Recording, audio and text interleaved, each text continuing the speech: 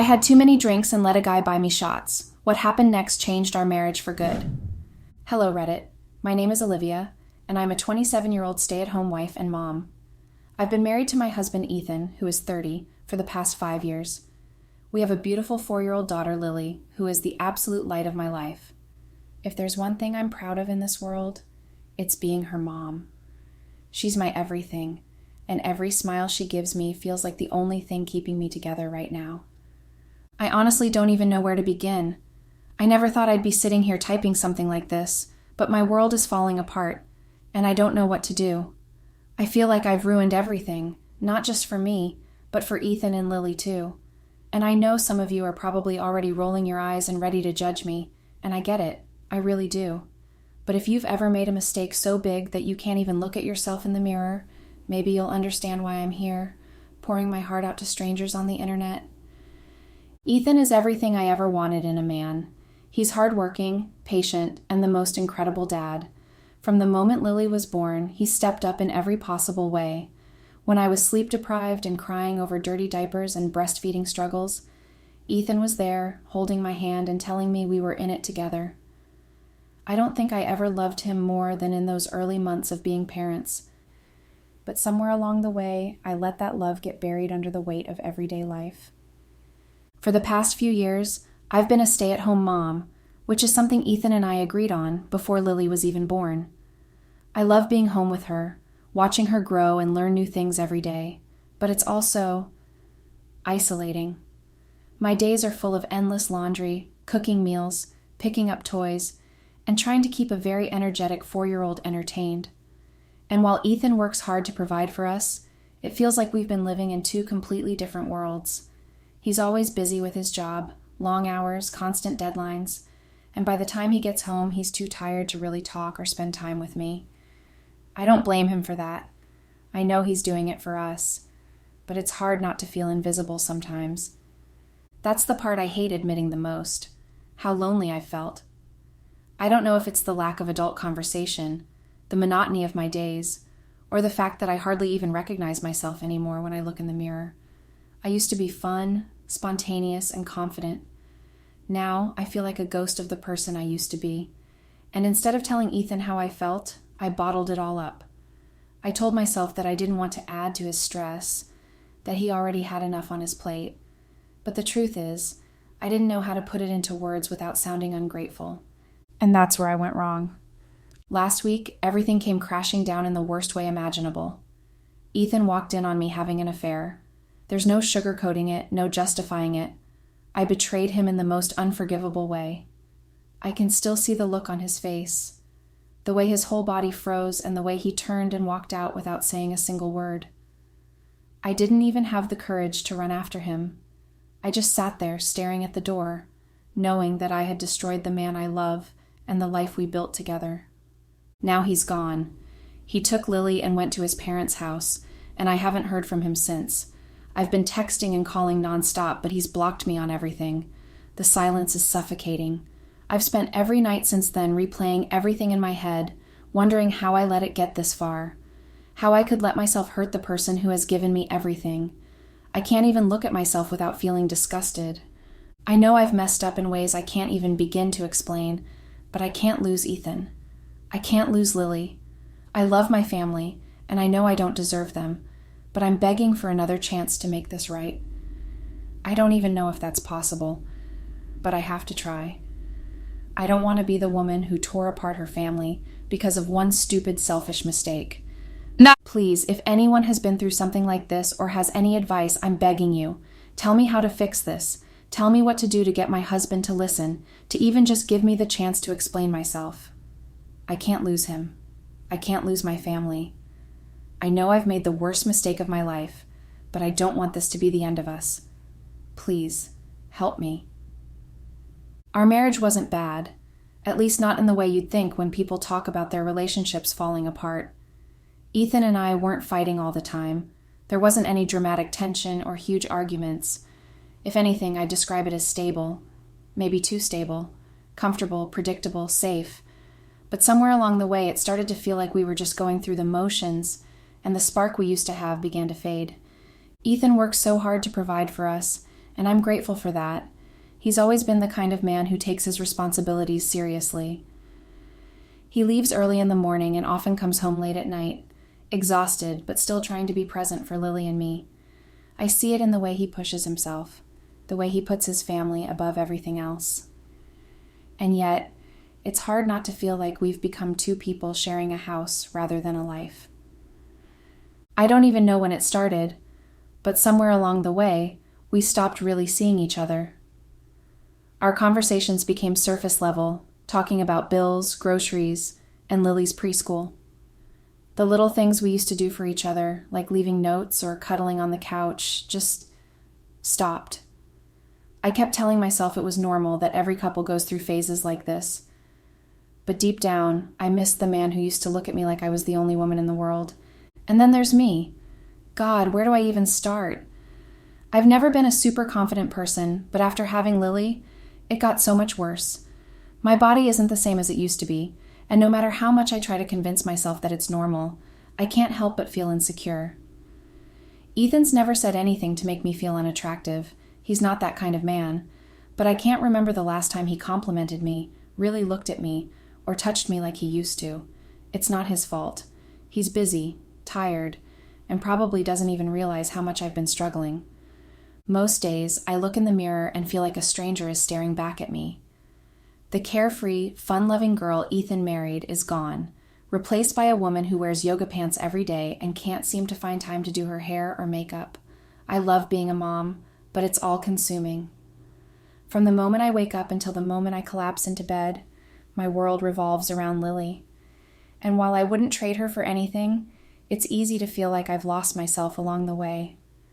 I didn't talk to Ethan about any of this. I should have. I know that now. But at the time, I convinced myself it wasn't worth bringing up. I thought, he's already working so hard. The last thing he needs is me complaining about feeling unattractive or lonely. So I buried it. I plastered on a smile, told myself it didn't matter, and tried to push through it. But the cracks in our marriage kept getting bigger, and I felt like I was the only one who noticed. It was my friends who finally convinced me to get out of the house. They've been my lifeline these past few years, the ones I can vent to when I'm feeling overwhelmed or isolated. They've heard me talk about how stagnant things have gotten between Ethan and me, and they've seen how much I've changed since having Lily. One of them, Jessica, has this way of always knowing when I'm at my breaking point. She told me I needed a night to just be me again, not a wife, not a mom, just Olivia. At first, I resisted. I had a million excuses. What about Lily? What if Ethan needs me? I don't have anything to wear. But they weren't having it. Jessica even showed up at my house one afternoon with a dress she insisted I borrow, saying it was time I remembered what it felt like to feel beautiful. Just one night, she said. You deserve to let loose for a few hours. Trust me, you'll feel alive again. Looking back, I should have trusted my instincts and stayed home.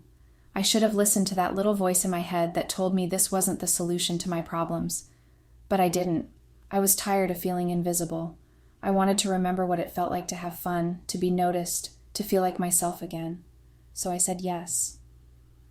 I told Ethan I was going out with the girls, threw on the dress Jessica brought me, and tried to silence the guilt gnawing at the edges of my mind. That night was supposed to be harmless. Just a few drinks, some laughs, and maybe a couple of hours of dancing.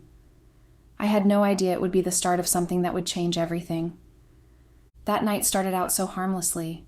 I remember getting ready, staring at myself in the mirror, feeling a mix of excitement and nervousness. It had been so long since I'd gone out for something other than grocery shopping or preschool pickup. Jessica's dress was tighter than anything I would normally wear, and it clung to my body in a way that made me feel uncomfortable at first. But then I thought, why not? Just for one night. I let my hair down, put on makeup for the first time in months, and slipped on a pair of heels that had been gathering dust in the back of my closet. When I walked into the bar with my friends, the music hit me first. It was loud, pulsing, and it felt like it was vibrating through my entire body. The place was packed, full of people laughing, drinking, and dancing without a care in the world. It was overwhelming at first, but as I followed Jessica and the others to a corner table, I started to relax. They ordered a round of drinks, and I took a sip of my cocktail, trying to push away the nagging voice in my head that told me I didn't belong there. We started with small talk, work, kids, funny things our husbands did. But as the drinks flowed, the conversation turned lighter, more carefree. Jessica dragged me onto the dance floor after our second round, and for the first time in what felt like forever, I let myself just move to the music. I wasn't thinking about dinner prep, laundry, or whether Lily would have trouble sleeping that night. I was just there, in the moment, and it felt good. I was laughing at something Jessica said when I felt someone tap me lightly on the shoulder. I turned around and saw him, Alex. He had this kind of easy confidence about him, the way he smiled, like he knew exactly what to say to get your attention. He wasn't particularly tall or overly good-looking, but there was something about the way he carried himself that was magnetic. "I saw you dancing, and I figured you'd look even better with a drink in your hand," he said, holding out a shot. I hesitated for a second, but Jessica nudged me, grinning, and I figured, why not? It was just a drink. What harm could it do? Alex stayed close after that. He introduced himself, and we made small talk between sips. He was charming, funny in a way that wasn't trying too hard, and he kept throwing out compliments that felt so perfectly timed it was almost unsettling. "You have the most amazing smile," he said at one point. I laughed it off, but deep down, I realized how much I had missed hearing things like that. Ethan hadn't complimented me in years. Not like this, anyway. The drinks kept coming. I don't even know how many I had. Shots, cocktails. I lost count after the first few.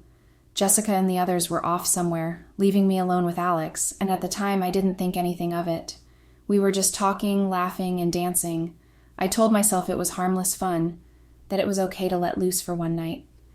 He wasn't doing anything inappropriate, and I wasn't doing anything wrong. Or at least, that's what I kept telling myself. But then things started to blur. I remember standing at the bar, leaning in closer to hear what Alex was saying because the music was so loud. His hand brushed against mine, and I didn't pull away. The next thing I knew, his lips were on mine. It wasn't a long kiss, just a brief moment, but it was enough to snap me back to reality. I pulled away, my heart pounding, and muttered something about needing to find my friends. But Alex didn't let me go so easily. He followed me, apologized for being too forward, and said he didn't want to make me uncomfortable. He asked for my number, saying it was just for fun, and that he didn't want to lose the chance to see me again. I hesitated, my brain screaming at me to say no, to walk away. But my drunk, flattered, and lonely self overruled all logic. I gave him my number. On the way home, I felt sick, not just from the alcohol, but from the guilt. I replayed the kiss in my head over and over, wondering how I could have let it happen. It was just one stupid moment, I told myself. It didn't mean anything. I resolved to delete his number in the morning and pretend like none of it ever happened. But Alex texted me before I could, and instead of ignoring it, I replied. At first, I told myself it was innocent. When Alex texted me the morning after that night out, I hesitated before replying. The rational part of me knew I should delete the message and block his number, but the other part, the one that was still basking in the glow of being noticed, of feeling wanted, couldn't resist. His text was simple, casual. "Hey, I had a great time last night. You have an amazing laugh. Hope your day is going well." I stared at the screen for what felt like forever before typing back something equally casual. "Thanks. You too." That was all it took to open the floodgates. We started texting here and there, little things like how my day was going or jokes about that night at the bar. It felt harmless at first, like we were just two people chatting. But Alex had this way of making every conversation feel important, like he really cared about what I had to say. He'd text me good morning and ask about my plans for the day, and at night he'd check in to see how things were going. Ethan never did that anymore. Most days, our conversations revolved around Lily or errands. Alex made me feel like I was more than just a wife or a mom. He made me feel like me again. The first time we met up, I told myself it wasn't a big deal. He'd been suggesting it for a few days, saying he wanted to properly apologize for kissing me at the bar. He promised it would just be coffee, nothing more. I was nervous, but part of me was excited too. I told Ethan I needed to run some errands and dropped Lily off at a friend's house for a play date. Then I drove to a little cafe downtown where Alex was waiting. When I walked in, he stood up and smiled at me like I was the most beautiful thing he'd ever seen. I hadn't felt that way in years. We sat and talked for hours, and I was surprised at how easy it was to open up to him. I told him things I hadn't even told Ethan, about my insecurities, how lonely I'd been, how much I missed feeling like a real person. He listened without judgment, nodding and offering little words of encouragement that made me feel seen in a way I hadn't felt in a long time. That should have been the end of it. I should have walked away and never looked back. But Alex texted me again that night, thanking me for meeting him and telling me how much he enjoyed our conversation. And I responded. I kept responding. A week later, he suggested we meet again, this time at his apartment. I knew what it meant. I wasn't stupid, but I went anyway. The first time it happened, I cried on the drive home. I told myself it was a mistake, that it would never happen again. But it did. The next week and the week after that and the week after that. It became a routine, dropping Lily off at school, telling Ethan I was going to the gym or running errands, and then driving to Alex's apartment. He'd always greet me with that same smile, and for a few hours I could forget about everything else.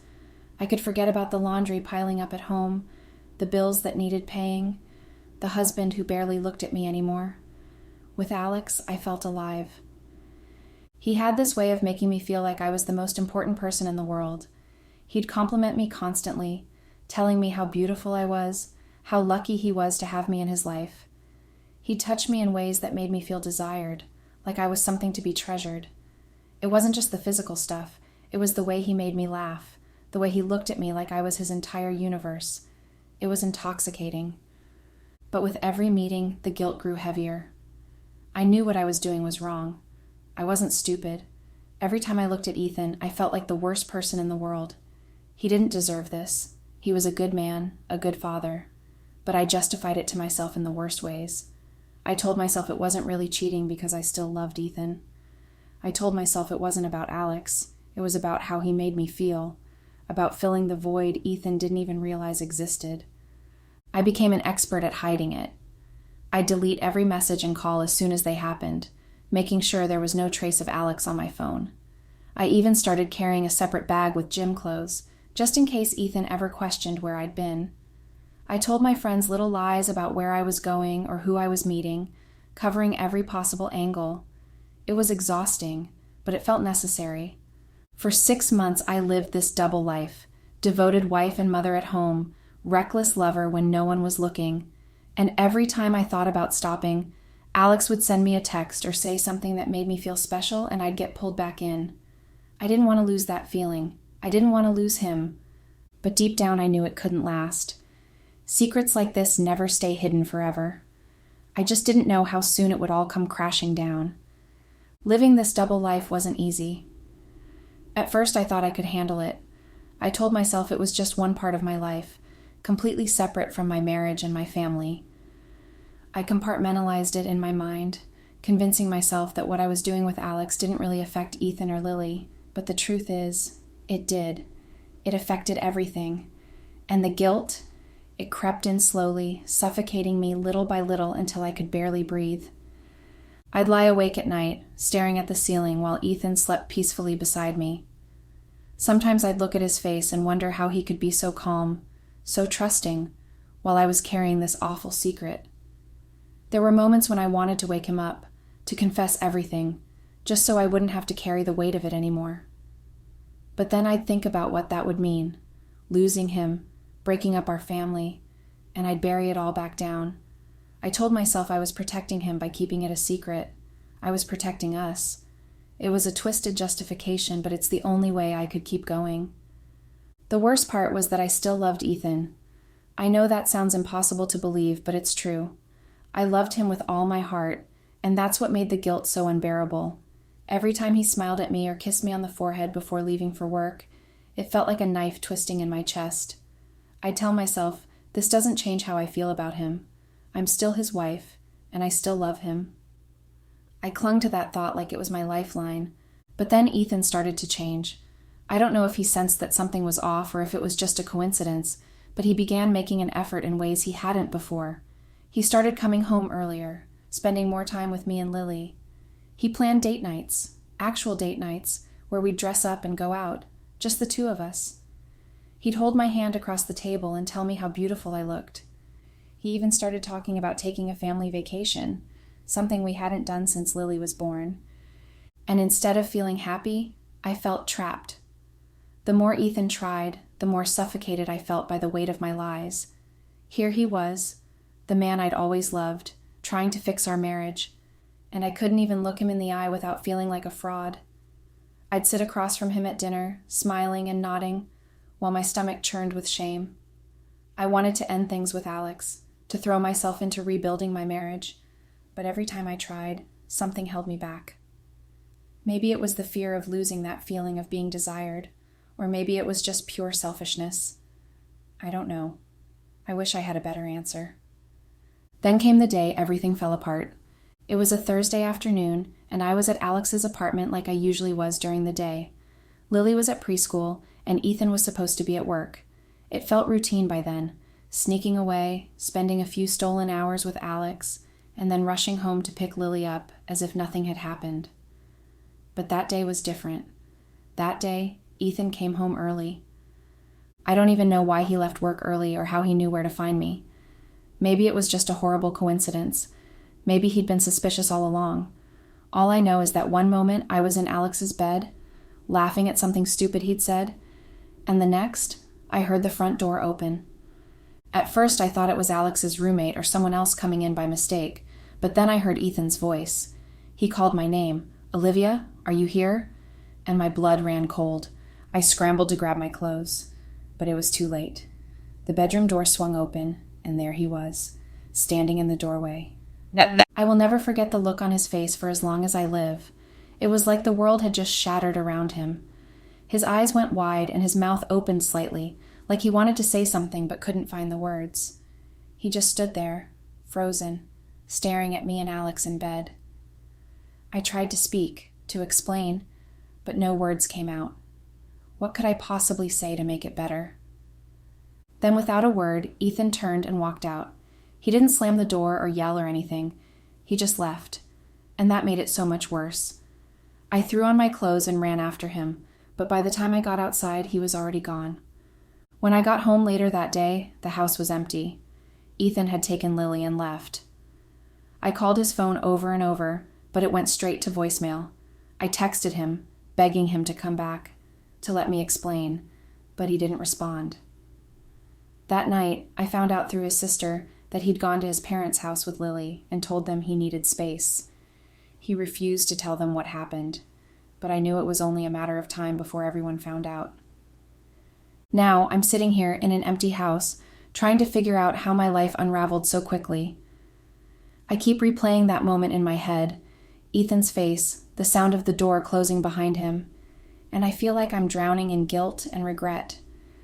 I've texted him 100 times, telling him how sorry I am, begging him to talk to me, but it's like I don't even exist to him anymore. Please, Reddit, if you've ever been in a situation like this, or know someone who has, I need your advice. Is there any way to fix this? How do I make him understand how much I love him and how sorry I am? How do I convince him to give me another chance? I can't lose him. I can't lose my family. Update. Hello again, Reddit. It's been about a month since everything came crashing down, and I feel like I'm living in a nightmare I can't wake up from. Every morning I wake up, and for just a split second I forget. But then reality hits me, and it feels like I'm being punched in the stomach all over again. I don't even know why I'm writing this, but maybe getting it out will help, or maybe someone out there has some advice because I honestly don't know what to do anymore. Ethan has moved out. He's staying at his parents' house with Lily, and I barely get to see her. He agreed to let me visit twice a week, but only under the condition that I don't bring up anything about our relationship. It's all about Lily, how she's doing, what she's eating, how preschool is going. I try to keep it together during those visits, but the second I walk out of the door, I fall apart. It's the worst kind of pain, knowing my daughter is right there, and I can't be with her the way I used to. I'm her mom, but now it feels like I'm just some visitor in her life. Ethan hasn't said much to me since that day. He hasn't yelled or screamed or even called me out directly, but the silence is worse. It's like I don't even exist to him anymore. I've sent him text after text, pouring my heart out, apologizing, begging for another chance, but all I get is nothing. I know I deserve it. I know I brought this on myself, but it doesn't make it any easier. I keep wondering if there's anything I could say to make him listen, but I feel like I've already lost him. And it's not just Ethan. Everyone knows now. I don't even know how the story spread so fast, but it's like everyone in our small social circle has turned against me. My friends don't answer my calls anymore. Even Jessica, the one who encouraged me to go out that night, has been keeping her distance. It's like I've become this cautionary tale, the wife who destroyed her family for no reason. And honestly, I can't even argue with them. I did this. I ruined everything. What hurts the most is my family. My parents have always been supportive, but when they found out what happened, it was like they didn't even know how to talk to me. My mom keeps saying things like, "We raised you better than this," and "What were you thinking?" My dad hasn't said much, but the disappointment in his eyes says it all. I feel like I've lost everyone, and I don't know if I'll ever get them back. And then there's Alex. He's been texting me almost every day since Ethan left. At first I ignored him. I thought, what could he possibly say that would make any of this better? But he's been persistent. He keeps saying he's sorry, that he never meant for this to happen. He says he feels terrible for what I'm going through and that he wants to help me win Ethan back. At first I thought it was ridiculous. How could the man I cheated with possibly help me fix my marriage? But the more I think about it, the more tempted I am to meet him. I know it's a terrible idea. I know it would probably make things worse. But there's a part of me that just wants someone to talk to. Someone who knows what I'm going through. Even if he's the last person I should be turning to. And then there's something else. A few days ago, I found out through a mutual friend that Ethan has been spending time with Claire, a coworker of his. She's single, beautiful, and exactly the kind of woman I always felt insecure around. The thought of them together makes me physically sick, but I don't know if I even have the right to be upset. After what I did, how could I possibly judge him? Still, I can't help but wonder if there's something going on between them. Should I confront him? Or should I just stay out of it and focus on repairing my own life? I don't know what to do. Every decision feels like the wrong one. If anyone has any advice, I'd be grateful. I just want my family back. Update. Reddit. It's been 3 months now, and I wish I could say things have gotten better, but they haven't. If anything, they've only gotten worse. Ethan has officially filed for divorce. When I saw the papers, it felt like my heart had been ripped out of my chest. I knew it was coming, I could feel it, but seeing it in black and white made it real in a way I wasn't ready for. This is really happening. My marriage is over, and it's all my fault. I've spent the past few weeks in a fog, barely able to function. Every time I think about what I've lost, I feel like I can't breathe. Ethan won't even look at me, and Lily... God, Lily deserves so much better than this. I've started going to therapy. It was Ethan's suggestion, actually, one of the only things he's said to me since this all happened. He told me I needed to figure myself out before I could even think about being a mother to Lily. His words were harsh, but he wasn't wrong. Therapy has been hard.